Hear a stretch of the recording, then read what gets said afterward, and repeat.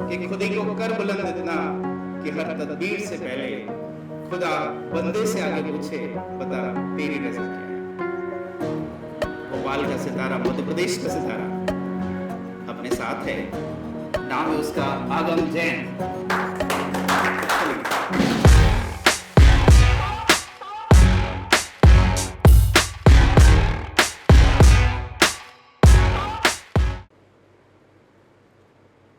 Hello students, this is Dr. Romil Patel, Academic Director, Zoology, Definite Success Classes, Bhopal. एक शेर से अपनी बात शुरू करता हूं कि खुदी को कर बुलंद इतना कि हर तदबीर से पहले खुदा बंदे से आगे पूछे, बता तेरी रजा क्या है। इस टाइप का अगर किसी ने सपना देखा और उस सपने को हकीकत में बनाया कि भाई भगवान खुदा तेरे को देना ही पड़ेगा, तो ऐसा करने वाला एक बच्चा, भोपाल का सितारा, मध्य प्रदेश का सितारा अपने साथ है, नाम है उसका आगम जैन। आगम ने इस साल नीट 2025 में ऑल इंडिया रैंक 45 लाई है। मतलब उसने इंडिया का टॉप कॉलेज एम्स दिल्ली, हर एक का सपना है, वो सपना उसने 100% लॉक कर लिया है। तो आज से वो एम्सोनियन है और ये बहुत बड़ी बात है। एम्स भोपाल से एम्स दिल्ली जाने वाले, भोपाल से दिल्ली जाने वाले 6 साल में शायद ये पहला बच्चा है। कि बहुत बड़ी बात है, बहुत बड़ा अचीवमेंट। अब आगम को किसने ट्रेन किया, आगम ने कैसे सक्सेस ली, और उसके लिए उसके साथ उसके फादर भी हैं, डॉक्टर सचिन जैन सर, आपका भी बहुत बहुत स्वागत है। और फिर उसके मेंटर्स जिन्होंने 2 साल उसको ट्रेन किया है। तो सामने हैं डेफिनेट सक्सेस क्लासेस के डायरेक्टर सिनू जॉन सर, जो कि बॉटनी देखते हैं, दूसरे डायरेक्टर सरफराज खान सर, जो कि केमिस्ट्री देखते हैं, और एक और डायरेक्टर रोहित विश्वकर्मा सर, जो कि फिजिक्स देखते हैं। तो इन लोगों ने कैसे ट्रेन कराया, इसके बारे में जानेंगे। क्या शेड्यूल है, क्या शेड्यूल रहा पढ़ाई का आगम का, ये जानेंगे। और कैसी पेरेंटिंग होती है, पेरेंट्स को क्या करना चाहिए एग्जैक्टली जब बच्चा कंपटीशन की तैयारी करे, ये हम डॉक्टर सचिन जैन सर से जानेंगे। तो शुरुआत करते हैं। सबसे पहले तो आगम, बहुत बहुत कॉन्ग्रेचुलेशंस आपको और आपके फादर को और आपके सारे मेंटर्स को। Thank you sir. अब आप बताइए कि जब आपका रिजल्ट आया, जैसे आपका रिजल्ट आया तो आपको कैसा फील हुआ, उस मोमेंट को थोड़ा सा बताइए। सब जानना चाहते हैं, सब उस मोमेंट को जीना चाहते हैं।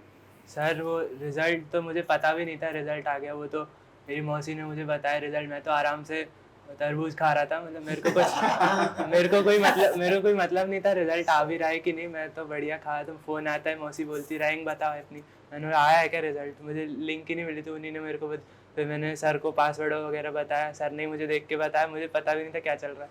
सर फ़ोन पे चिल्लाते थे तुम्हारी रैंक 45 आ गई है, बढ़िया है, एम्स दिल्ली मिल गया। तो मैं ठीक है, बढ़िया, खुश हो गया। मुझे पहले आपको इतना कॉन्फिडेंस कैसे था कि रिजल्ट देखने की जरूरत नहीं है, मैंने तो लॉक कर दी पोजीशन। नहीं, मुझे लिंक ही नहीं मिल रही थी कहाँ देखना है। मतलब पेपर देने के बाद आपको पता चल गया था कि एक अच्छी रैंक तो हम सिक्योर कर रहे हैं। हाँ, अच्छी रैंक तो पक्का था, लेकिन दिल्ली का श्योर नहीं था। वो रैंक देखने के बाद ही श्योर हो पाया। एम्स दिल्ली के टफ हो गया था ना। हाँ, अनसर्टेनिटी आगम को भी थी, इसलिए श्योरिटी नहीं थी। लेकिन बात ये है कि आगम ने रिजल्ट की चिंता ही नहीं करी। मैंने सबसे पहले फ़ोन किया था आगम के father doctor Sachin Jain sir को, और आगम को भी कॉल किया। तो क्योंकि इतनी शानदार रैंक थी, तो मैं तो खुशी से लिटरली पागल ही हो गया था। मैं बिल्कुल चिल्लाते हुए फ़ोन किया मैंने आगम कॉल को। पे चिल्ला। अच्छा सर, एक लाइन बोलते हैं सब लोग कि सक्सेस में 2 लोग सबसे ज्यादा खुश होते हैं किसी बच्चे की, एक तो उसके माता पिता और दूसरे उसके मेंटर्स यानी टीचर्स, दोनों साथ है। तो सर आप बताइए प्लीज कैसे? बिल्कुल सर, आगम का जो जर्नी था वो मैं starting right from the day one में आज भी मेरे को पूरा याद है। इनफैक्ट जब स्टार्टिंग थी आगम की, तो जब ये 10th से ज्वाइन करने वाला था तो थोड़ा सा कन्फ्यूजन था कि आईआईटी लें कि मेडिकल फील्ड में जाए। तो आगम के फादर आगम को लेके आए थे हमारे पास, काफ़ी चर्चा हुई थी। तो क्योंकि आगम की मैथमेटिक्स और ये थोड़ी सी स्ट्रांग थी, तो हम लोग ने रिकमेंड किया था कि नीट साइड में आए, जिनकी मैथमेटिक्स स्ट्रांग है तो वो बेहतर परफॉर्म करेंगे, क्योंकि नीट में फिजिक्स एक स्टम्बलिंग ब्लॉक होता है बहुत बच्चों के लिए। तो आगम को एक एडेड एडवांटेज रहेगा। एक जस्ट मेरे ख्याल से हमारी 10 मिनट की भी मीटिंग नहीं रही होगी, फिर सब लोग चले गए थे। फिर मेरे ख्याल से 1-2-3 महीने बाद वापस आए थे सर मिलने के लिए। फिर फाइनलाइज हो गया था आगम का लेना है। फिर स्कॉलरशिप टेस्ट हुआ आगम का। उस स्कॉलरशिप टेस्ट में भी आगम की फर्स्ट रैंक थी अपने यहाँ पे। मुझे आज भी याद है, अपने टेस्ट में नॉर्मली अपना स्कॉलरशिप टेस्ट बड़ा टफ होता है। आगम की शायद 93 या 94% के आसपास। सर उसके आगम के परसेंट थे कुछ 90 के आसपास, 90 नियर टू 90 के आसपास थे। और तभी मुझे मालूम चल गया था आगम नो डाउट एक एक्सेप्शनली टैलेंटेड और हार्ड वर्किंग स्टूडेंट है। बाकी क्लासरूम में तो खैर आगम के साथ हमेशा ही एक अलग ही एक्सपीरियंस रहा है। जब ब्रेक का समय होता था तो सारे बच्चे हमारे यहाँ 2 पीरियड होते हैं अपने यहाँ, तो 2 पीरियड में ब्रेक होता है आधे घंटे का। 2 घंटे का एक लेक्चर, उसके बाद आधे घंटे का ब्रेक, फिर दूसरा लेक्चर। मतलब वो लगभग डाउट सॉल्विंग बिल्कुल। उस डाउट सॉल्विंग के समय आगम अपने डाउट सॉल्व करके मैं हमेशा देखता था पीछे आगे आगम अपने क्वेश्चन सॉल्व करता था। बाकी सारे बच्चे इधर उधर बातचीत मस्ती और ब्रेक टाइम एंजॉय कर रहे, आगम लगा होता था पढ़ाई में जो है उस समय भी। वो मेरे को ये मैं बता रहा हूँ राइट स्टार्टिंग फ्रॉम 11th के शुरू में ही बता रहा हूँ। आगम का एक दोस्त था पुष्पेन नाम था, उससे थोड़ी बहुत बातचीत होती थी। बाकी आगम को किसी से कोई मतलब नहीं, पढ़ाई में फुल एंगेज। और ये जो स्पिरिट मेरे को लगा उसका, ये विनिंग स्पिरिट मुझे डे 1 से ही लगा। और टेस्ट में तो नो डाउट हमेशा 710 715। और एक क्वेश्चन भी मान लो बॉटनी में कभी कोई कंट्रोवर्शियल आ जाए तो मेरे साथ तो आगम का झगड़ा होता ही था। उसको कैंसिल करवाने के लिए बिल्कुल मुझे आगम ने बहुत परेशान किया समझ लो। लेकिन बड़ा अच्छा लगता था। और मैं आज भी, मुझे तो 25 साल हो गए पढ़ाते हुए। मेरे को 2010 की बात आज भी याद है। हार्दिक पांडे और अपूर्व सिंह यादव वो भी दिल्ली एम्स निकले थे वो साल, उनकी 18th और 21st रैंक थी। मैं इतने साल बाद पहली बार किसी बच्चों ने टेस्ट के रैंक्स और नंबरों को लेकर परेशान किया, तो वो लोग भी ऐसे ही थे, ये लोग भी ऐसे थे। मतलब जो विनर्स का ट्रेट है वो आज भी मेरे को याद है, ऐसे ही थे वो लोग। इसे एक एक्सपीरियंस टीचर ही लिटरली झगड़ा कर लेते थे मेरे साथ। बहुत अच्छा लगा मेरे को। हम लोग को बहुत अच्छे एक्सपीरियंसेस थे आगम के साथ, और आगम के एक्सपीरियंस आगे आने वाले बच्चों को भी शेयर करेंगे। और निश्चित है कि अब इसके बाद अपने यहाँ से दिल्ली एम्स के और बेहतरीन रैंक्स आने वाले सालों में भी मिलेंगे। बहुत बढ़िया सर। एक तो आपने बहुत सही बताया कि आपने इसको बहुत जल्दी पहचान लिया क्लास 11th में। तो जो क्लास 11th के बच्चे यहाँ इसको सुन रहे हैं इस पॉडकास्ट को, उन्हें ध्यान रखना है कि डे 1 से सिंसियरिटी रखनी है। अब मेरे को ये पूछना है कि आगम की केमिस्ट्री सरफराज सर से बहुत अच्छी थी। मतलब उसकी केमिस्ट्री अलग थी, ठीक है। उसने पहला रिजल्ट सर से डिस्कस किया और बताया। तो सरफराज सर आप बताइए कि कैसी जर्नी रही इसकी, क्या लगा आपको? सर एक तो मैं जनरल एक चीज़ बोलना चाहूँगा कि जर्नी की जो शुरुआत है सब लोग सपनों से करते हैं, लेकिन मंजिल मिलती है सेक्रीफाइसेस से। तो आगम ने ही वो सेक्रीफाइस नहीं किए। उस चीज़ के उसके जो रिजल्ट्स है उसके पीछे सेक्रीफाइस उनके पेरेंट्स का भी है। मेरी सर से भी बात होती थी, मैम ने भी बताया मेरे को। तो हर टीचर का भी, पेरेंट्स का भी और बच्चे का सेक्रीफाइस लगता है, तब जाके आता है रिजल्ट। तो आगम नो डाउट अच्छा टैलेंटेड बच्चा है, उसमें कोई शक नहीं है। लेकिन सिर्फ टैलेंट से एग्जाम नहीं निकलते या रैंक नहीं आती। रैंक आती है डिसिप्लिन से, और इसमें कोई शक नहीं है। वो चाहता तो इस चीज़ को प्लस पॉइंट बना सकता था कि मैं टैलेंटेड तो हुई तो मैं बाद में ही पढ़ लूँगा तो कोई प्रॉब्लम नहीं है। लेकिन फिर भी वो डे 1 से बहुत एक्टिव रहा, चीज़ों को बहुत बारीकी से पढ़ता रहा, क्योंकि शायद उसके मन में शायद यही था शुरू से कि यार नहीं, आगे जाके जो है मुझे पेशेंट्स को भी हैंडल करना है और ये सब्जेक्ट्स भी मेरे पेशेंट ही है, तो मैं जितना अच्छे से इनको हैंडल करूंगा और बाकायदा बराबरी से सबको टाइम दिया, कोई बड़ा छोटा कम ज़्यादा कुछ नहीं, उसने बराबरी से सब पढ़ा और ये जीत हासिल की है। बाकी इसमें कोई शक नहीं है, हमारे दिल बहुत ज़्यादा मिले हैं, जबकि आगम ज़्यादा ऐसा हर किसी से अटैच होता नहीं है, तो हम लोगों ने काफ़ी चीज़ें शेयर भी करी, जो भी अच्छा बुरा वक्त है वो शेयर किया, अच्छे बुरे चैलेंजेस शेयर किए हमने, प्रॉब्लम्स को सॉर्ट आउट किया और वो आगे बढ़ता गया। बहुत सारी प्रॉब्लम तो वो खुद ही सॉर्ट आउट कर लेता था, क्योंकि साइकोलॉजिकली वो बहुत स्ट्रॉन्ग है बच्चा। तो अच्छी बात यह है कि वो साइकोलॉजिकली बहुत स्ट्रॉन्ग बच्चा, और कभी उसके नंबर, वैसे तो बहुत कम ऐसा हुआ है कि नंबर गिरे हैं उसके, तो जब भी गिरे उसने उसको एक्सेप्ट किया और उन गलतियों को सही से लिया, उन गलतियों को अपना रैंक बूस्टर बनाया। जबकि गलतियों पे बच्चे कैसे रो देते हैं, उसने उन गलतियों को अपना रैंक बूस्टर बनाया और वो उसी वजह से वो आज इस मुकाम पे बैठा है। आगम शाबाश बेटा, शाबाश, बहुत अच्छा। आगम ने कुछ ऐसी एक्स्ट्राऑर्डिनरी चीजें की हैं जो बहुत अमेजिंग, बहुत ही बढ़िया इंसाइट दिया सर आपने। एक लाइन और बोलना चाहूंगा बस आखिरी कि रिजल्ट जिस दिन आया, मैं नॉर्मली ऐसा रोता नहीं होता, मैं कभी नहीं, लेकिन मेरे आगम को पता होगा क्यों। अरे रिजल्ट आया और मेरे आंसू निकल गए थे, मैं बोल नहीं पा रहा था, मतलब इतना। मैंने बोला ना, पेरेंट्स के अलावा मेंटर्स खुश होते हैं। अरे वो जो है ना मैं ऐसे अटैचमेंट, कभी नहीं करता, लेकिन वो एकदम बहुत ज्यादा उड़ गया, आपका इमोशनल अटैचमेड हो गया है। सर आगम से ही नहीं, सर का अटैचमेंट जो है वो हर बच्चे से डेडिकेटेड है सर, नेचर सर का है ना इमोशनल ये चीज है। सर के साथ बच्चे बहुत ही क्लोज रहते हैं, ये मैंने भी जितनी साल से सर के साथ हूँ मैंने हमेशा ये देखा है। सर फिर हुआ क्या, इस साल के फिजिक्स के पेपर ने बहुत चौंकाया। मतलब जो हम सोच के गए थे ना, सारे बच्चे जो सोच के गए थे, उनको लग रहा था भाई AIR 1 लाना मतलब 720 और एम्स दिल्ली जाना मतलब भी 720। अगर 716 हुआ तो हमारा एम्स दिल्ली गया, एक क्वेश्चन गलत नहीं कर सकते। लेकिन फिजिक्स का पेपर ऐसा आया कि शुरू के 10 क्वेश्चन में ही 2 गलत हो रहे हैं, 3 गलत हो रहे हैं, तो उसको देख करके ज्यादातर बच्चे शैटर्ड हो गए। तो सर रोहित सर, आपने ऐसी क्या तैयारी करवाई थी कि आगम उस प्रेशर को भी हैंडल कर सका? और आगम से तो हम बाद में पूछेंगे कि कैसे हैंडल किया उसने। Please sir. सर आगम के लिए मैं बहुत ही कॉन्फिडेंट था हमेशा से, शुरू से। मतलब वो बोलते हैं ना, पूत के पाँव पालने में दिख जाते हैं, तो वो मेरे को तो मतलब सभी टीचर्स मेरे से पूछते हैं कि कौन सा बच्चा जो है वो क्या करने वाला है, कि क्या करेगा। तो मैं पहले ही बता देता हूँ कि ये बच्चा जो है, शुरू से बहुत पहले से मैं बता देता हूँ कि ये बच्चा जो है आगे जाके ये कर सकता है। तो आगम के लिए तो मैं बहुत ही कॉन्फिडेंट था।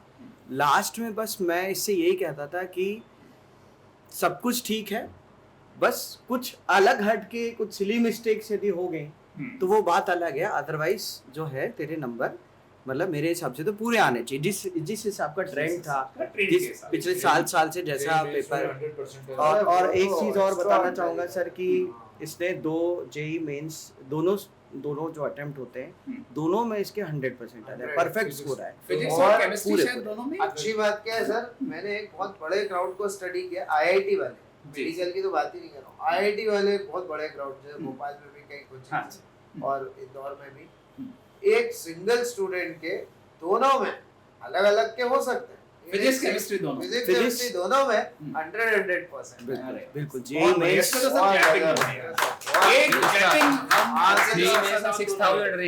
JEE मेंस में 6000 रैंक ऑल इंडिया है, बिना मैथ सब्जेक्ट के। आगम मैथ्स में कितने क्वेश्चंस किए थे तुमने? 3 क्वेश्चन कर दिए थे, जो 3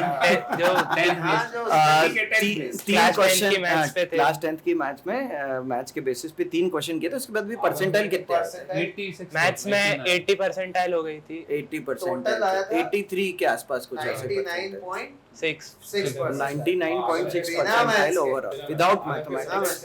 फिजिक्स केमिस्ट्री बायो इंग्लिश और फिजिकल एजुकेशन 12th में ना, ये सब्जेक्ट में विदाउट मैथ्स में जेई मेंस में 99.6% बहुत बड़ी बात मैंने है देखा ये कि तो 100 के इवन बराबर जो जेई की तैयारी करते हैं उन बच्चों उन को बच्चों बहुतों के से- नहीं वही- आते। बिल्कुल बिल्कुल बिल्कुल सही, इसलिए बहुत पता है, सही। एक बड़ा क्राउड देगा बहुत है। और तो- सर कुछ बताना चाहें? सर मैं ये बताना चाहूँगा, आगम खुद काफ़ी कॉन्फिडेंट था फिजिक्स को लेकर, बट पेपर जो था वो थोड़ा सा टफ आया, अनएक्सपेक्टेड आया। क्यों? वो इसलिए क्योंकि बच्चे अपने दिमाग में पिछले साल का नंबर लेके गए थे कि मेरे तो 720 में से 720 ही आने हैं। तो एक अनएक्सपेक्टेड कोई भी बच्चा हो, मेरे हिसाब से फर्स्ट रैंकर भी जो है उसको भी थोड़ा सा लगा होगा कि मेरा होगा कि नहीं। किसी को भी इस बार श्योर नहीं था कि मेरे को एम्स दिल्ली मिलेगा कि नहीं मिलेगा। बाकी मुझे पूरा भरोसा था कि ये कर लेगा, जैसा भी पेपर आया ये कर लेगा, और इसने किया। द्रोणाचार्य को पता होता है कि अर्जुन कौन है। चलिए, आगम से बात करने से पहले मेरे को ऐसा लगता है कि उनके पिताजी से, डॉक्टर सचिन जैन सर से बात करनी चाहिए कि आगम जैसे बच्चे की पेरेंटिंग कैसे करें। अगर मान लीजिए बहुत सारे पेरेंट्स आप लोग जो भी जुड़े हैं यहाँ पर, तो वो ये सबके मन में आता है कि यार अपने बच्चे को ऐसे क्या किया सर ने, हम भी वैसे ही करना चाहते हैं। कुछ ऐसे सक्सेस मंत्रा होते हैं क्या?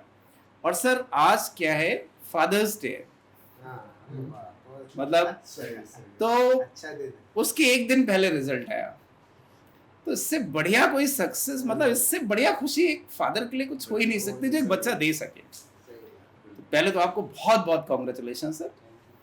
तो आप बताइए ऐसा क्या है आपकी पेरेंटिंग में कि आगम जैसे बच्चे निकलते हैं, please sir.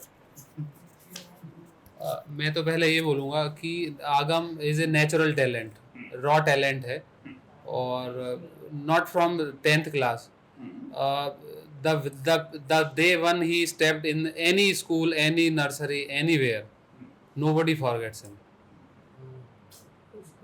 Maybe at Jalgaon or Maharashtra, where we were there, if anybody meets me, everybody asks me about Agam कैसा है, आगम। So he leaves his imprint everywhere, जहाँ जाता है। और उसका मेरा मानना वही है कि उसका जो IQ है वो एक हो सकता है, और दूसरा है कि उसका डिटर्मिनेशन बहुत है। वंस ही डिसाइड कि उसे करना है, मतलब करना है। आप ये लोगों ने है। कैसे सपोर्ट किया? मतलब हमारा जैसे बिल्कुल मैं- नेचुरल है, कुछ भी नहीं है। मेरे को तो लगता है कि आप just you give example, he follows. जैसे एक मुझे रोहित सर ने बताया, सरफराज सर, सिनू सर ने, कि मदर जो हैं आगम की, आप लोग शायद किसी और सिटी से हैं, दमोह से। हाँ, तो मदर दमोह के बच्चों सुनिएगा, ठीक है, कि फादर ने बोला, डिसीजन लिया, जो कि बहुत बड़ा डिसीजन है। दोनों लोग डॉक्टर है, मदर भी डॉक्टर है, तो हॉस्पिटल भी रन करना है। तो मदर 2 साल के लिए फुल्ली शिफ्ट हुई भोपाल में। नहीं 2 साल नहीं, actually he is here since 7th only. बीच में कोविड आ गया, कुछ हुआ, तो somebody was here, either my mother और रितु's mother और रितु herself, तीनों ने अच्छा, मतलब तीनों ने मतलब टाइम दिया। नारी शक्ति। तीनों ने टाइम दिया। ठीक है, और ठीक है सर। उसमें मेरा ही सबसे ये बोलना है पेरेंट्स को, आप कितने भी बिजी हो, you have to give time to your kids. If you don't give your time to kids, then it is going to backlash. ये बात पकड़ लीजिए सर, पेरेंट्स कितने भी बिजी हो आप, क्योंकि बच्चे के जैसे लिए सब देखा है। वो आपको पर्सनल टाइम देना पड़ेगा, देन ओनली। और अपने करियर को भी थोड़ा सा, नहीं, कैरियर कंप्रोमाइज कहीं नहीं होता है sir, somewhere it pays, somewhere it pays. Management वाली बात है। Management, you have to be discipline, that's all. बस बस। डिसिप्लिन में रहना है, एक ही फंडा है उसका, डिसिप्लिन। और आपकी जो आदतें हैं वो ट्रांसफर होती हैं डायरेक्ट, सही है। वट एवर यू डू वो आपके पे इनडायरेक्ट, वो बोलना नहीं पड़ता है, वो फॉलो होता है।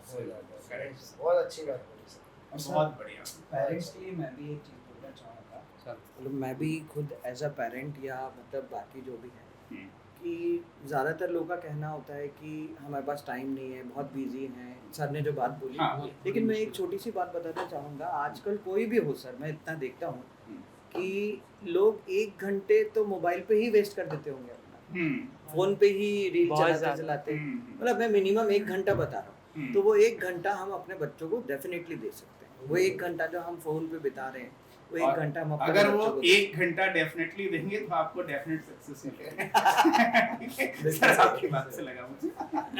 तो ये चीज़ जो है मुझे लगा कि एक आज की डेट में एक बहुत बड़ा प्रॉब्लम है और इसके लिए आजकल बहुत सारे लोग छोड़ना चाह रहे हैं लेकिन छोड़ नहीं पाते हैं फोक को।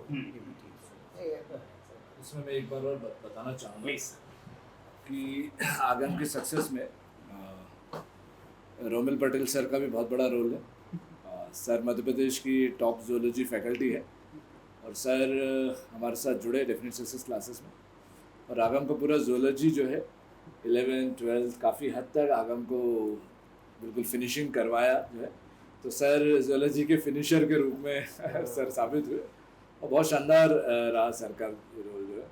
थैंक यू सर, आप जुड़े हमारे साथ। इसमें मैं एक चीज बोलना चाहूंगा सर, मतलब इसमें अपन बोले ना तो सर के कदम बड़े पाक और बड़े वैसे हैं कि सर जहाँ जहाँ गए ना वहाँ रैंक आई है। सही है सर, ये तारीफ नहीं कर रहा हूँ सर, ये जो है वो बता रहा हूँ कि सर जहाँ जहाँ गए वहाँ रैंक आई है, ये है। तो सर आपको बहुत बहुत बधाई सर, ये बहुत बड़ी बात है। और सर का जो मतलब प्लानिंग और सर का जो पूरा एक्सपीरियंस है वो मतलब आउटस्टैंडिंग है सर, वो आउटस्टैंडिंग।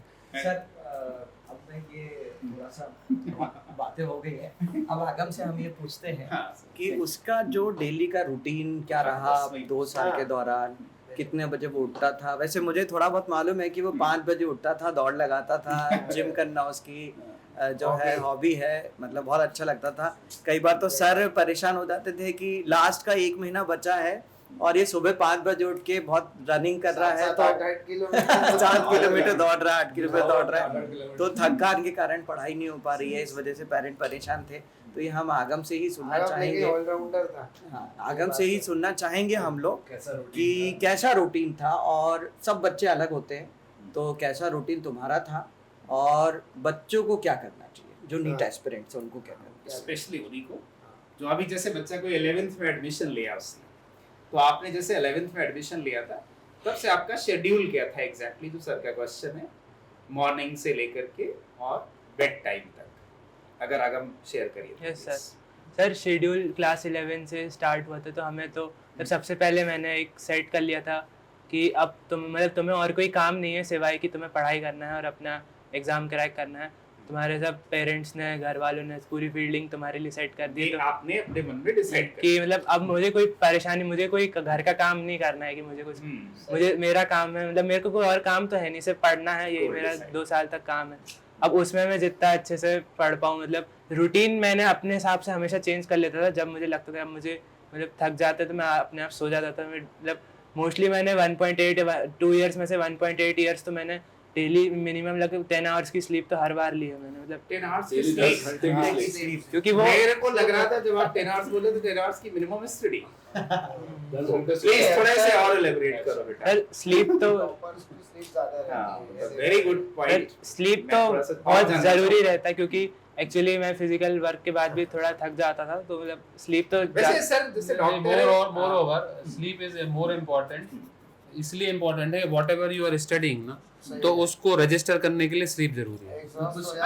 बच्चे से पर्सन टू पर्सन वेरी करता है। No, minimum 7 hour up to 10 hours is okay, 7-8 minimum 6 to 7 hour in this age group जरूरी है। लेकिन मैं एक बात बताऊंगा, बच्चे की पढ़ाई में नॉर्मली स्लीप ही है जो सबसे ज्यादा इग्नोर किया नहीं, और इसके मामले में तो एक्चुअली मदर ही थी, वो तो सब ट्रैक करती थी, तो एक यही होता है कि पेरेंट्स सब ऊपर रहता ना छत्र छाया, तो वो she take care of everything, तो ये बिल्कुल they are he is relax और she is taking of care of food और उसका स्लीप, सब चीज़ें उसका सब चीज़ें इन हैंड मिले, तो ये बड़ा अच्छा रहा उसको। और सबसे इम्पोर्टेंट, रितु को बहुत टीचिंग का शौक है, और मुझे लगता है 5th तक तो मेन मेंटर तो रितु ही रही है इसकी, 6th तक। और नवोदय में सिलेक्शन आगम का हुआ था, पूरा मेंटरशिप रितु ने किया था। वैसे भी बोलते हैं और कृति का, मेरी बेटी का भी सिलेक्शन कराया मैं नवोदय में, और नहीं actually she is very alert about, तो बेटी का भी नवोदय में हो गया था, इसका भी, तो बट हमने भेजा नहीं उन दो, ये 1 साल रहा नवोदय में, फिर हमने निकाल लिया था इसको वहाँ से। चलिए आगम बताइए फिर और आगे का कैसा रहा।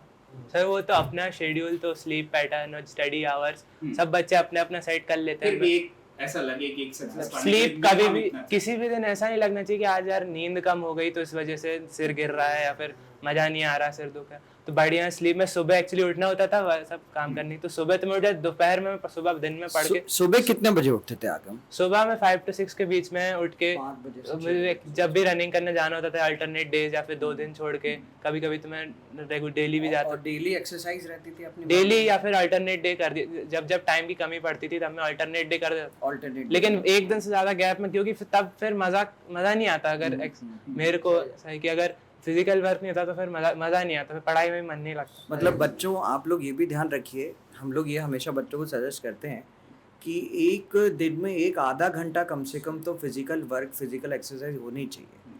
क्योंकि हमारे सामने एक एग्जांपल है, आप देख सकते हो, लोग सोचते हैं आमतौर पर बच्चे, पेरेंट्स हमेशा यही सोचते हैं कि 6 घंटे 5 घंटे की नींद हो, क्योंकि नींद सेक्रीफाइस करो और पूरे टाइम पढ़ाई करो, फिजिकल वर्क कुछ होता नहीं है, दिन भर बच्चे बैठे रहते हैं। और मैंने कई बच्चों को देखा है जो अपना वजन बहुत बढ़ा लेते हैं सर, एक साल में इतना वजन बढ़ जाता है मैक्सिमम लोगों के साथ। तो ये बच्चों आप लोग देख रहे हैं कि यदि आगम कर सकता है तो आप लोग भी कर सकते हो। तो एक एक्सरसाइज प्रॉपर डेली का रूटीन हो और स्लीप आवर्स, मतलब मैं मिनिमम। मेरे को एक क्वेश्चन है कि टुकड़ों में स्लीप होती थी कि एक साथ? सर ब्रेक में होती थी, क्योंकि ये रात को इतना नहीं सो सकता, नहीं तो सुबह 8-9 बजे उठूंगा तो बहुत बेकार काम है। सुबह तो उठना ही पड़ेगा 5 to 6, मतलब बिफोर सनराइज तो उठना ही है। फिर दिन में भले दोपहर में सो के फिर शाम को कोचिंग जाता हूँ। अच्छा, एक थोड़ा अलग तरह का रूटीन भी था। जिस दिन आगम का नीट एग्जाम हुआ था उस दिन भी आगम सुबह उठा और फिर सो के रिविजन करके एक टेस्ट पेपर लगाया मंदिर और फिर मंदिर गए शायद, और फिर सो गया और सोने के बाद फिर 12 बजे उठ के 10 बजे सो गया था, 12 बजे उठा 10 बजे सो के 12 बजे उठ के एग्जाम देना। मतलब एक बहुत ही अलग तरह का एक सिर्फ नीट में नहीं, जो जेई के दोनों अटेम्प्ट्स दिए मैंने उसमें भी मैं सो के ही गया था। अच्छा, आईआईटी में भी मतलब एकदम आगम की पढ़ाई में सोना, नींद एक वाकई बहुत इम्पोर्टेंट एक पार्ट है। भी इंस्ट्रक्शन था, last day you don't study, you are not supposed to study on last. Study तो किया था मैंने, ये वो तो वार्म अप के लिए करते हैं हम लोग, वो अलग चीज है, प्रॉपर स्टडी नहीं, आप स्ट्रेस नहीं लेना चाहिए। हां, स्ट्रेस फ्री स्टडी होनी चाहिए, क्योंकि उसमें क्या होता है फिर वो उस समय का माइंड उसी उतने एरिया को बस ऑक्यूपाई करता है। इफ यू आर फ्री ना, ऑल थिंग्स गेट रिकलेक्ट, ये होता है। डॉक्टर है तो वो ज्यादा अच्छा बता। अच्छा आगम, मैं एक बात पूछना चाहूँगा, सब्जेक्ट स्पेसिफिक कोई स्टडी के लिए कोई एक्सपीरियंसेस बताना चाहोगे? जैसे फिजिक्स हुआ, केमिस्ट्री हुआ, बॉटनी हुआ, zoology हुआ। सर शुरू से मैंने तो क्या है, मतलब 7th 8th 9th 10th मैंने कोचिंग्स करी हैं, जो लोग फाउंडेशंस पढ़ाते हैं, अलग अलग फिटजी किया है मैंने। तो वहाँ से मेरे को पहले से बहुत 11 12 जो भी हम 11 12 सिलेबस पढ़ते हैं, बहुत सारी टर्मिनोलॉजी, बहुत सारे कॉन्सेप्ट और बहुत सारी बात, आइडियाज़ जो होते हैं, लोग जो पकड़ने होते हैं, वो आइडियाज सुने हुए रहते हैं, देखे हुए, समझे हुए रहते हैं। तो 11 12 की जर्नी बहुत फास्ट हो गई, बिना प्रॉब्लम की। यार ये पहली बार नहीं सुना अपन ने, ऐसी चीज़ होती है जो जब सुन चुके, हम 10th में इंट्रो मिल चुका सर से, 9th में टीचर से, मतलब ग्रूमिंग अच्छी हो, पहले से ही फाउंडेशन की भी ट्रेनिंग हो चुकी थी, तो मतलब पहले से प्रिपेयर्ड था मतलब। तो वो क्या चीज़ें नई नहीं लगती ना, तो फिर यूटिलाइज कर जाती है और बढ़ा जाती है। मुझे आपको आपका एग्जैक्टली जो ज्यादातर बच्चे जानना चाहते हैं, जैसे 11th के बच्चे हैं, तो स्पेशली वो जानना चाहते हैं कि एक 24 आवर का एक आप अपना शेड्यूल बताइए एग्जैक्टली। आप उठे, कब आपने क्या किया, फिर आप कब पढ़ने लगे, कब आपने असाइनमेंट सॉल्व किए, यहाँ डेफिनेट सक्सेस कोचिंग ज्वाइन की आपने, तो मेरे ख्याल से किस टाइम पे आते थे, कब घर पहुँचते थे, ये थोड़ा सा एक ब्रीफ में बताइए, जिससे बच्चे को आइडिया मिलेगी क्या है।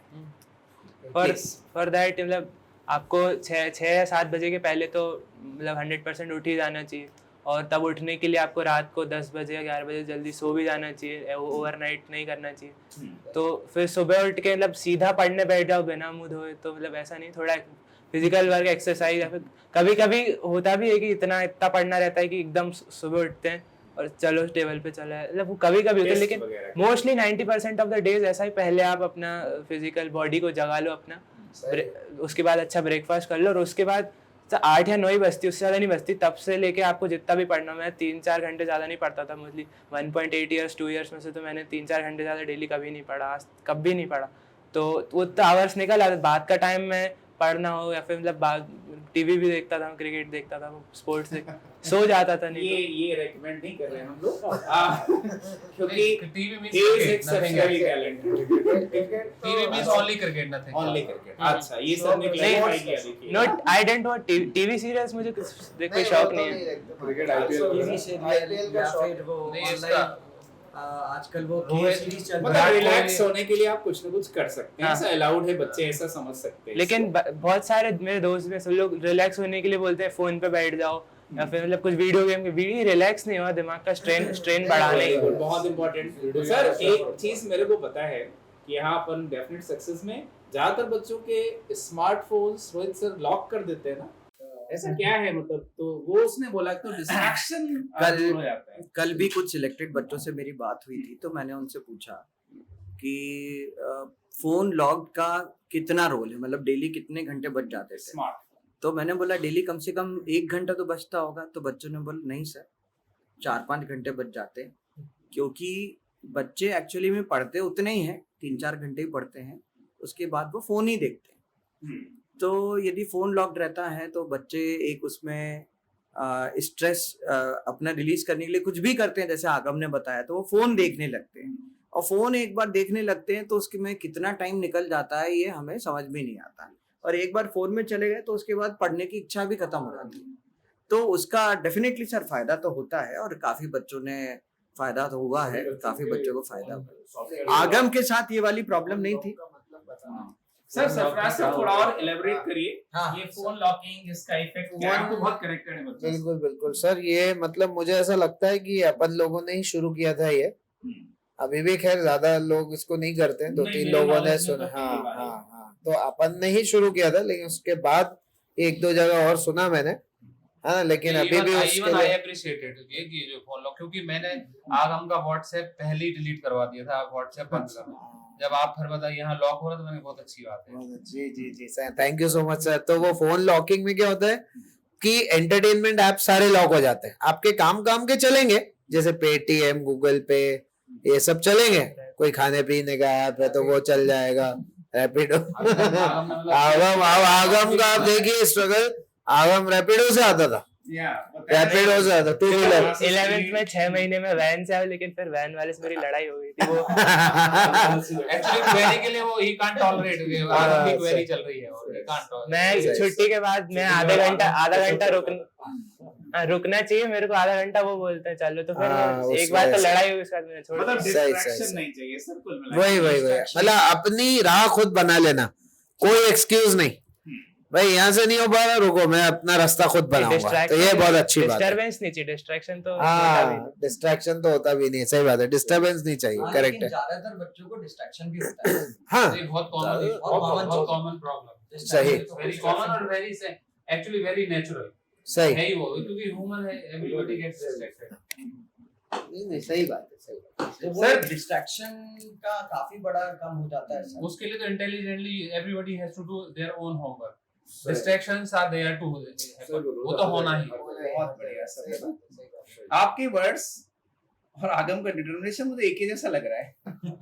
सर वो कहते नहीं है कि उनके होने से वक्त होते हैं, बाप घर के दरख्त होते हैं। सर आपके लिए मतलब दिल से निकल रहा हूँ, ठीक है। तो आगम और थोड़ा सा बताइए बच्चे को, फिजिक्स केमिस्ट्री, जैसे सर का क्वेश्चन रह गया अभी कि फिजिक्स में बच्चा क्या करे, केमिस्ट्री में क्या करे और बायो में क्या करे। सर थोड़ा सा अगर अलग से बताइए। पहले से आप पढ़े हुए हो अच्छे लेवल की चीजें तो कोई बात ही नहीं है।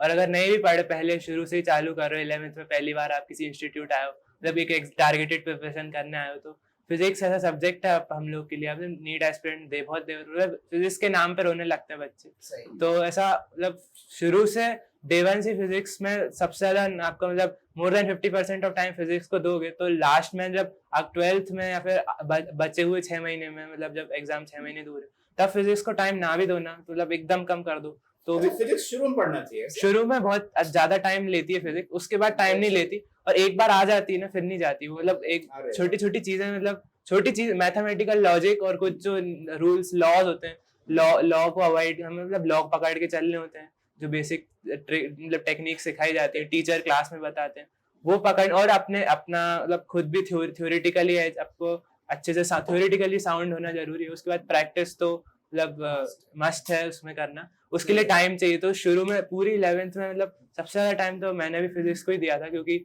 उसमें कितने घंटे पढ़ते? फ्लुएंसी आने में टाइम मतलब कम ही पड़ता था वैसे भी, मतलब 1-2 या 3 घंटे तो फिजिक्स में चले जाते थे। ये आपका मैक्सिमम टाइम। और बाकी में कुछ ऐसे मतलब हम टेक्निक्स, हमें टीचर्स भी टेक्निक्स बना के देते थे बाकी बॉटनी में, केमिस्ट्री में, तो इनमें से याद करने से कुछ रहता नहीं था, बस कॉन्सेप्ट था समझने के लिए, वो उसमें ज्यादा टाइम नहीं लगता। फिजिक्स में इतने टाइम लगता है क्योंकि सॉल्व करना, अपना हाथ खुद जमाना है, मसल मेमोरी बनानी है, क्वेश्चन देखा है, और मतलब आपको पता होना चाहिए कहाँ से चालू करना। नहीं तो लोग बोलते हैं कि मेरे को ये फॉर्मूला भी याद आ रहा है, ये भी याद आ रहा है, तो लाइन से लगाना होता है, पहले ये लगेगा उसके बाद ये लगेगा, मतलब पहले ये बात लगेगी, फिर पहले कंजर्वेशन इसका लगेगा, पहले फिर उसका लगेगा। आपको यहाँ पर फिजिक्स में रोहित सर बता रहे थे कि बहुत सारी डीपीपी दी जाती है, तो वो जो डीपीपी होते हैं उनका क्या रोल रहता है? क्या उन्हें आप चैप्टर के बीच में सॉल्व करते हैं, बाद में सॉल्व करते हैं, क्या सर ने बताया? डीपीपी तो फर्स्ट असिस्टेंस रहती है, जैसे ही चैप्टर नई चीज पढ़ी है तभी क्लास में डीपीपी हाथ में आ जाती है, तो उसमें मतलब फर्स्ट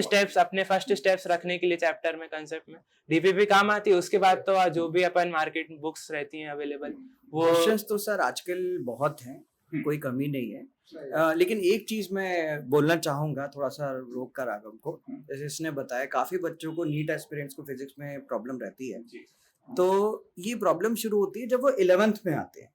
11th में आते तो सिंपल सी बात है, जब बच्चा 10th से 11th में आता है, और ज्यादातर बच्चे जो हैं वो 9th-10th में कुछ ऐसा फिजिक्स वगैरह पढ़ के नहीं आते हैं, तो उनको बहुत टफ लगता है। क्यों लगता है? क्योंकि शुरू में हर चीज नहीं रहती है। यदि मैं बोलूं फिजिक्स में कुछ 50-60 कंसेप्ट रहते हैं तो बिल्कुल सही है, और शुरू में यदि आपने वो 50-60 कंसेप्ट यदि कर लिए तो पूरी फिजिक्स उसी पे बेस्ड है। 11th की जो फर्स्ट बुक है फिजिक्स में वो पूरा बेस है। यदि फर्स्ट बुक हमें अच्छे से आ गई, मैं कहता हूँ कि कॉम कोलिजन मोमेंटम तक आ गया, यूनिट डायमेंशन से लेकर कॉम कोलिजन मोमेंटम तक आ गया, तो बच्चे से पूरा फिजिक्स बन जाएगा। 12th का आखिरी चैप्टर भी उससे बनेगा, उससे लॉजिक भी डेवलप हो जाता है। तो मेरे हिसाब से इसलिए शुरू में टाइम ज्यादा देना चाहिए, और इसलिए ही जो है बच्चों को प्रॉब्लम भी आती है, लेकिन वो उल्टा होता है। बच्चे क्या करते हैं, बायो स्पेशली सर आपका सब्जेक्ट जूलॉजी जो है बच्चों को बहुत पसंद होता है, वो तो 50% टाइम बच्चे जूलॉजी पढ़ते हैं। डॉक्टर बनना है, इसका फैसिनेशन उस तरफ, लेकिन सर क्या चाहते हुए तो वो एक्चुअली बहुत से बच्चे ऐसा कहते हैं फिजिक्स नहीं बन रही, चलो वो छोड़ो, पहले इस पे फोकस कर लेते, तो वो एक बचने का बहाना हो जाता है। बट ये गलत है।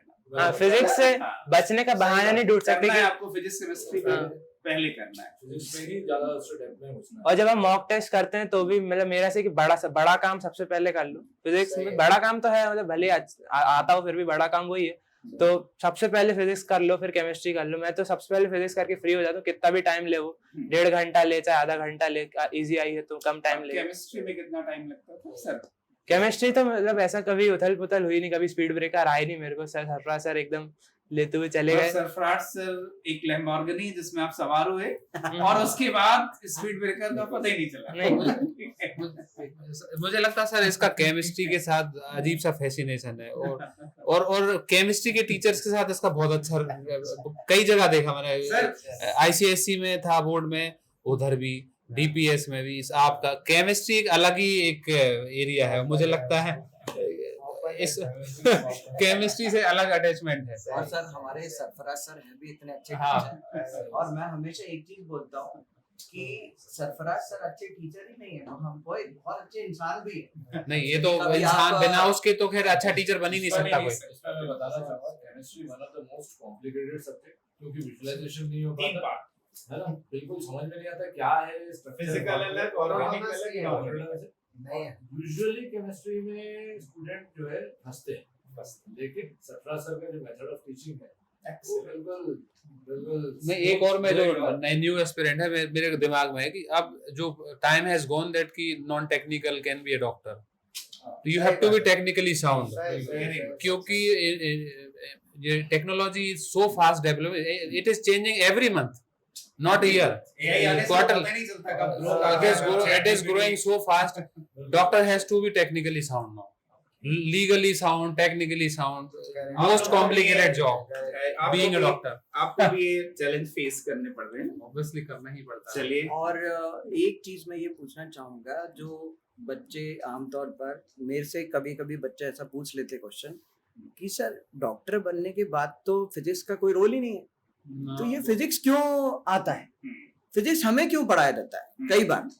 तो मन में कभी कोई थोड़ा सा मुझे लगता जरूर है क्योंकि मैं फिजिक्स का टीचर हूँ, लेकिन सर से मैं पूछना चाहूंगा कि सर डॉक्टर है तो फिजिक्स का आज की डेट में क्या रोल है, आने वाले टाइम में क्या होगा। जैसे मुझे पता है कि आर्टिफिशियल ऑर्गन्स बन रहे हैं आज की डेट में, आर्टिफिशियल ऑर्गन्स है, या फिजिक्स का क्या रोल है, या हमें पढ़ना चाहिए नहीं पढ़ना चाहिए। और मैं तो ये बोलूंगा कि मैथमेटिक्स से जो बच्चे भागते हैं, भागना किसी से नहीं है सर, क्योंकि मैंने ये पढ़ा है। सर मैथमेटिक्स तो मतलब it's the best subject, mathematics is the best subject. मतलब मुझे ऐसा लगता है बचपन से, अभी आज भी लगता, भले मैथ्स वाला नहीं हूँ, मैथ्स सबसे अच्छा सब्जेक्ट है, एकदम सीधी सच्ची बात करते हैं, कभी ये बोलते नहीं है कि तुम ये अजम्पशन, मतलब वी कोट विदाउट प्रूफ, ये कभी नहीं आता वहां पे। मतलब प्रूफ वहाँ 99% चीजों के मिल जाते हैं, जो बोल मतलब कभी नहीं बोलते तुम ये मान लो हम बोल रहे हैं, नहीं तो तुम पढ़ ही नहीं पाओगे। मतलब बाकी सब्जेक्ट में सर होता है कि मान लो अभी, मतलब साइंटिस्ट बोल के चले गए तो ये मान लो, अब अपन यहाँ से आगे, अपन यहाँ पढ़ा, अपनी पढ़ाई, अपनी रेंज लिमिटेड है, अपन यही इस पैटर्न से इस पैटर्न तक क्वेश्चन कर सकते हैं, इसके बाहर नहीं कर सकते, इसके पहले नहीं कर सकते। मैथ्स में ऐसा कुछ है नहीं, सब अपने को पता रहता, सब अपने हाथ में होता है। बेटा जैसे बात हुई कि आपने बोला फिजिक्स को आपने मैक्सिमम टाइम दिया, फिर केमिस्ट्री आपका बिल्कुल कप ऑफ टी वाला मामला था कि ये तो हमसे हो ही जाएगी, है ना सर। अब जैसे आपने बोला फिजिक्स बहुत देर से आती है, देर तक रहती है।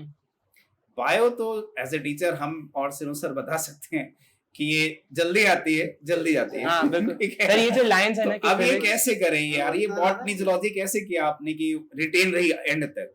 सर ये जो लाइंस है ना कि मतलब सर ने क्या बोला, फिजिक्स देर से आती, देर, ये सरफराज सर की लाइन है, और इस लाइन इनको मैंने फील कर लिया था, मतलब अलोंग द 2 years मैंने बहुत अच्छे से इन लाइंस को फील करके करते हुए आया हूँ। फिजिक्स देर से आती है लेकिन बहुत देर से जाती है, और अभी भी आप मेरे को ले आओगे तो कुछ नहीं, मतलब कर लेंगे, मतलब। लेकिन बॉटनी, बायोलॉजी ऐसी मतलब जल्दी आ जाती है, क्या है मतलब कुछ छोटी मोटी चीजें यदि पढ़ लेते हैं लेकिन फिर भूल जाते हैं जल्दी, क्योंकि थ्योरेटिकल रहती है। उसके लिए तो फ्रीक्वेंट रिवीजन जरूरी है। मतलब अगर फर्स्ट चैप्टर पढ़ा है तो उसको, जब फर्स्ट चैप्टर चल रहा है तब तो हर बार पढ़ते ही जाना है, डेली का काम आपका यही है, और कोई काम है नहीं। तो मतलब फर्स्ट चैप्टर हो गया, अब शुरू में तो बड़ा मजा आता है, एक ही चैप्टर हुआ, एक ही चैप्टर का टेस्ट देते हैं, फुल मार्क्स आ जाते हैं। लेकिन जब मान लो 5, 6, 7, 8, 11 के एंड तक मान लो 10 चैप्टर इकट्ठे हो जाते हैं, तब उनको रिवीजन करते रहना, उनको मांझते रहना, वो है असली काम। क्या आपने उसके लिए कुछ शॉर्ट नोट बताया था? जैसा सिनू सर बोलते हैं कि एक मिस्टेक कॉपी बनाइए, सर का बहुत फेवरेट ये है ना, तो मिस्टेक कॉपी बनाइए। ऐसा मिस्टेक कॉपी कुछ बनाया था आपने सर? शॉर्ट नोट्स बनाए थे, क्या किया था? मिस्टेक कॉपी और शॉर्ट नोट्स तो मैंने, मतलब 11th में तो मुझे पता ही नहीं था ये सब भी करते हैं। 12th में सर लोगों ने बोला था कर ले, नहीं तो सर अच्छी रैंक नहीं आ पाएगी, तो मैंने 2 महीने के लिए मिस्टेक कॉपी बनाई। फॉर्मूला कॉपी तो मैंने बनाने की कोशिश तक नहीं करी, नहीं चाहिए, मैंने मना कर दिया, चाहिए ही नहीं। मतलब आपको कॉन्फिडेंस था कि याद ही रहेगा? याद नहीं होता, हमने डिराइव कर लेंगे, डिराइवेबल फॉर्मूले होते हैं कुछ में, सारे नहीं, सारे डिराइव नहीं हो पाते, बट सारे नीट के स्टूडेंट्स नहीं कर पाते, सब नहीं कर पाते। उन बच्चों के लिए तुम्हारा क्या? तो उसी के लिए तो ये वर्ड आया ना, फॉर्मूला कॉपी। तो आप फॉर्मूला है ना, बहुत बड़ा सर्विस रिप्लाई है आपका। लेकिन सर मुझे भी लगता है अभी जैसे इस साल का पेपर आया तो उसमें वो जो रटी रटाई चीजें हैं वो नहीं चली। आगम का सर मैं बताऊंगा कि अच्छी बात है कि इवन बायोलॉजी में भी आगम जो पढ़ता था इतना डेप्थ में और लॉजिक और अंडरस्टैंडिंग के साथ पढ़ता था। स्पेशली ये इसने जब ओलंपियाड की तैयारी की थी तो मेरे से इसने Cas9 क्रिस्पर सिस्टम के बारे में इसने पूछा था, जीन एडिटिंग, वो जीन एडिटिंग वगैरह, वो इतनी लेटेस्ट टेक्नोलॉजी है। और जब उसने पूछा तब मेरे को समझ में आया कि नहीं, आगम को डेप्थ चाहिए, और बायोलॉजी में भी अच्छा डेप्थ में घुसा, काफी कुछ उसने नॉलेज दिया। इवन ही टच द डायटन आल्सो, बिल्कुल डायटन तक पहुंचा। फिर हमने रोका भी, ज्यादा मत। मैं भी उससे रोकता था, इनफैक्ट ओलंपियाड में कई जगह मैंने नहीं आगा, हमको इतना नहीं जाना है, लेकिन जो इसके डिजायर और इसके जो अंदर की आग है ना, इसकी आग बुझती नहीं थी, समझ लो। हमेशा जो है फायर अंदर ऐसा है कि यार नॉलेज अंदर तक जाना है चीजों में, और मतलब वो बहुत अच्छा लगा मेरे को। लेकिन मेरा एक सवाल है सर, मेरा एक क्वेश्चन है कि इतनी सारी चीजें 4 घंटे की पढ़ाई में कैसे करते हो? सर ये तो बहुत वेरिएबल, मैं आवर्स में बोल रहा हूँ, ये एवरेज है, ये एवरेज है। एवरेज जैसे 4 से 5 घंटे भी किसी दूसरे स्टूडेंट की हम बोले तो 4 से 5 घंटे में जो बच्चा है आमतौर पर जो बच्चे होते हैं उनको इतनी सारी चीजें करने के लिए बहुत टाइम चाहिए। एवरेज स्टूडेंट के हिसाब से 8 to 9 आवर्स इस मामले में बताना चाहूंगा, हमने क्या है, नॉलेज एक ऐसी चीज है जो जितना बढ़ेगा उसके हिसाब से हमारी थिंकिंग बढ़ती है। जैसे हम एक पहाड़ के नीचे हम खड़े हुए तो उस समय हमें छोटा सा व्यू है, मतलब एक नॉलेज कम है तो हम कम देख पा रहे हैं। जैसे जैसे हम पहाड़ के ऊपर चढ़ते जाएंगे वैसे वैसे हमारा व्यू बढ़ता जाएगा और पहाड़ के जो टॉप पे हम चढ़ जाएंगे तो पूरा शहर हमें दिखाई देगा। तो नॉलेज भी ऐसा है, एक स्टेज में जाने के बाद ही हमें वो चीजें हम सोच पाते हैं जो पहले दिखाई नहीं देती थी।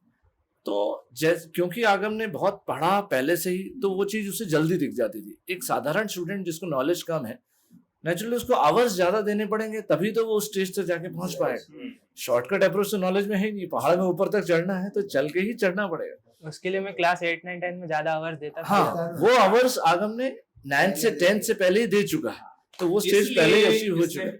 तो एक नॉर्मल बच्चे के लिए आवर्स तो देना पड़ेगा, नॉर्मल बच्चे के लिए आवर्स तो देना पड़ेगा उसको। सर मैं एक क्वेश्चन आप पूछना चाहूंगा, तो इससे जो भी ये पॉडकास्ट देख रहे होंगे उनको ये क्वेश्चन आएगा, क्यों ना हम अपने बच्चे को 6 से ही कोचिंग डाल दें, 6 से ही तैयारी कर। नहीं वो तो परेशान हो, फिर वो और बाकी चीजें कंप्रोमाइज हो जाती, सब चीजें कंटिन्यू रखनी चाहिए। प्लस साथ में ये मतलब थोड़ा सा वो टच भी दे देना चाहिए कि आप जो उन टीचर्स के अंडर में देना चाहिए जो लोग IIT वालों को भी बच्चों को भी पढ़ाते हैं, जो लोग फाउंडेशन को भी 7th 8th को वालों को भी, मतलब थोड़ा सा ग्रूमिंग है, थोड़ा सा माइंड शार्पनिंग। एक सब सर एक थोड़ा सा जूनियर का बताइए सरफराज सर कि यहाँ पर हम लोग कैसे ट्रेन कर रहे हैं इस समय, आप थोड़ा सा उनसे कनेक्टेड? हाँ मैं कनेक्टेड हूँ, अंकुर सर हैं और ये लोग बहुत, पुष्पक सर है, ये लोग सब और भी टीम है अपनी।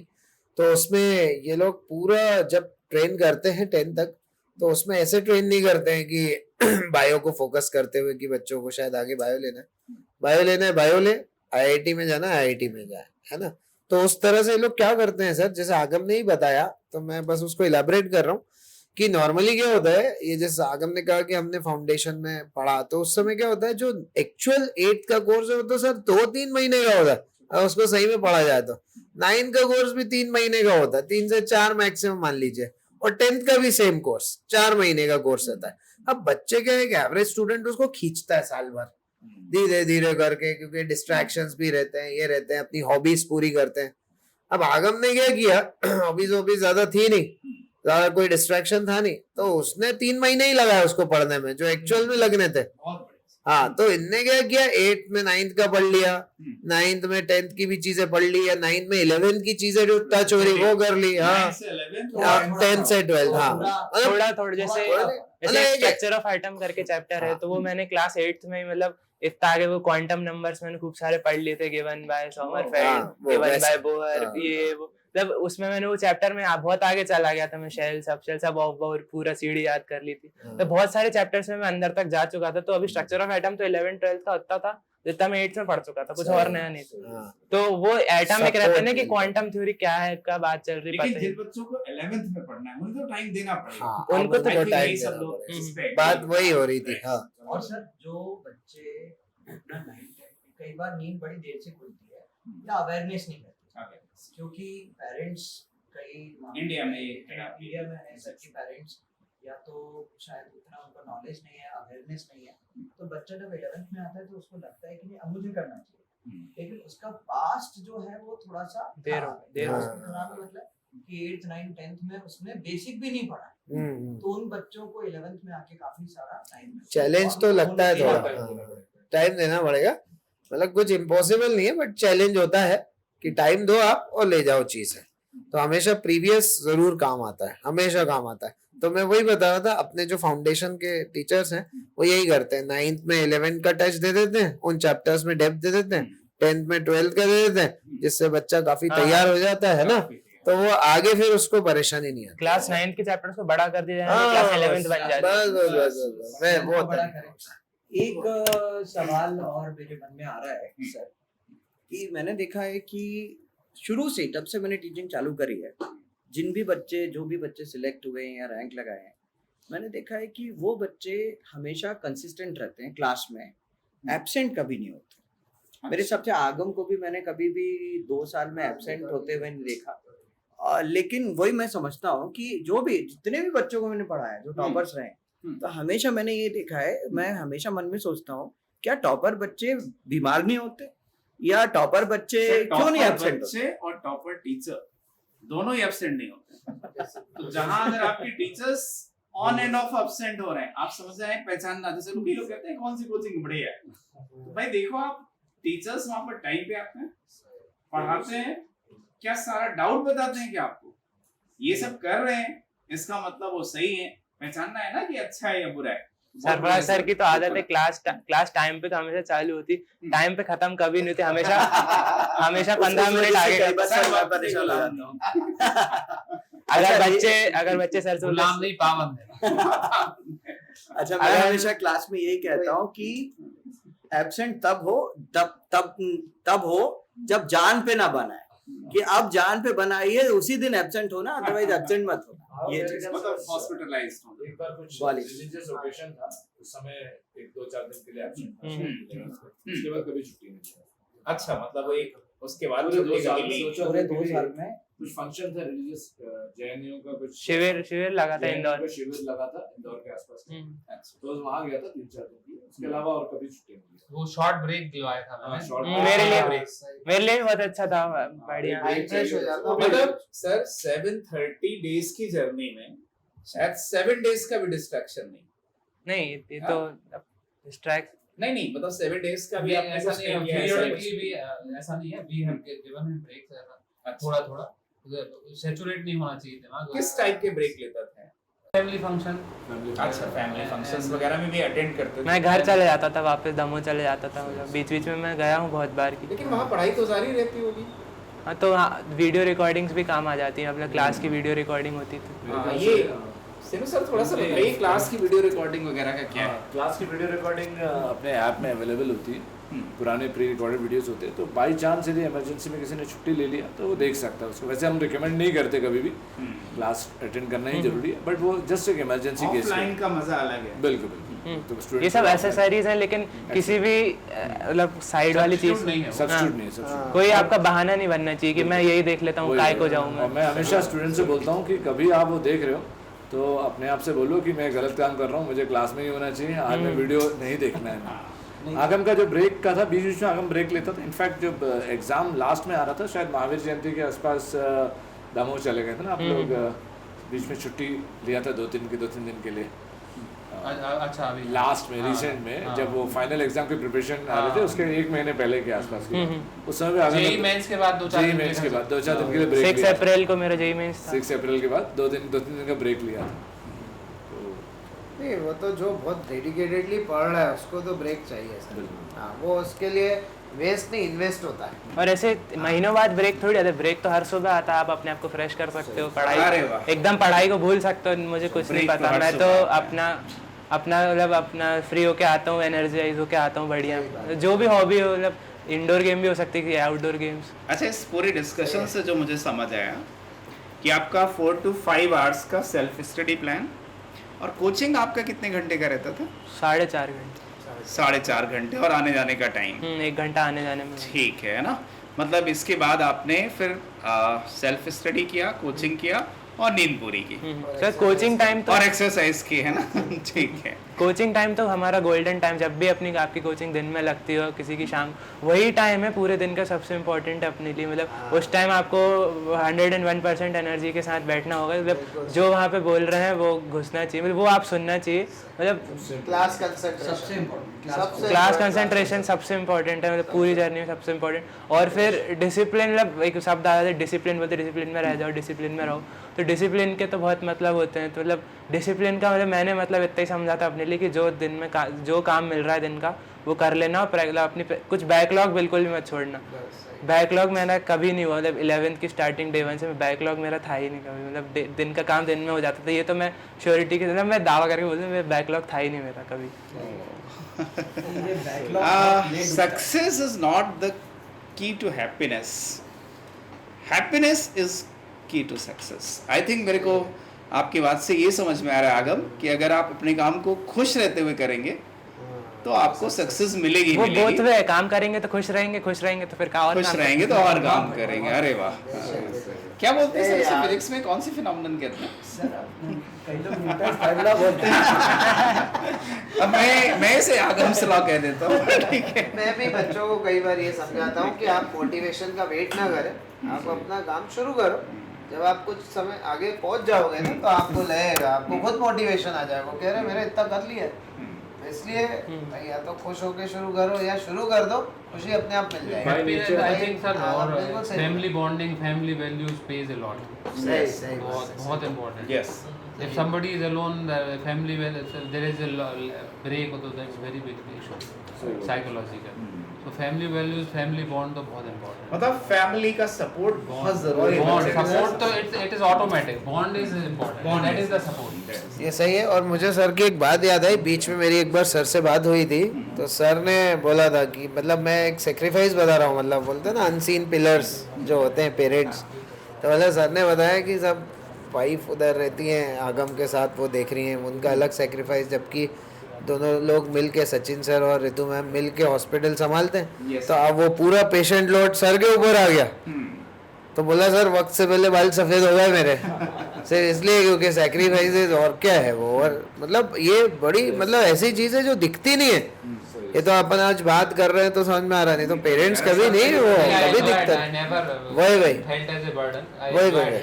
हाँ मतलब सर ने भी उस ये सर पेरेंट्स के लिए बहुत टाइम को मतलब एक You have to struggling, enjoy हाँ something सही about सही it. सही स्ट्रगल को सर ने एंजॉय किया है। Right. बस सर ये कहना चाह रहे हैं स्ट्रगल को एंजॉय किया उन्होंने, तो ये बड़ी बात है। मतलब बच्चों के लिए इतना सैक्रिफाइस करना, मैम इधर आके फादर उधर रह के, ऐसा है। नहीं तो कई बार मैंने ये इसलिए बताया, तो कई बार ऐसा लगता है अरे नहीं यार मैम का सैक्रिफाइस है यार, फादर का नहीं। अरे भाई फादर उधर लगे हुए हैं, अपना खतरनाक जो बर्डन तो आता है सर। हम भी इंस्टीट्यूट संभाल रहे हैं, अपन लोग भी इंस्टीट्यूट संभाल रहे हैं, अपन को समझ में आता है कि एक इंसान संभालता है तो बर्डन बहुत आता है सर, बहुत बर्डन। हेड्स ऑफ है सर, हेड्स ऑफ है आपको।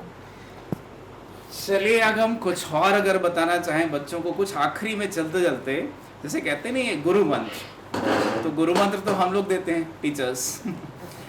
अब आप बताइए कि एक स्टूडेंट का मंत्र क्या है, एक स्टूडेंट के लिए जिसने ऑलरेडी एक बहुत बड़ी सक्सेस अचीव कर। मतलब मैं सरफराज सर कई बातें ट्रांसफ़र कर देता हूँ आपके लिए कि सर ने बोला था कि class concentration and discipline most important things, तो उनको मैंने खुद मतलब क्लास में बैठ के फील करना चाहता है कि चलो और मैं कंसंट्रेट करता हूँ, एक भी बात मिस नहीं, मतलब इधर ही देख रहे चल उधर ही देखो उधर।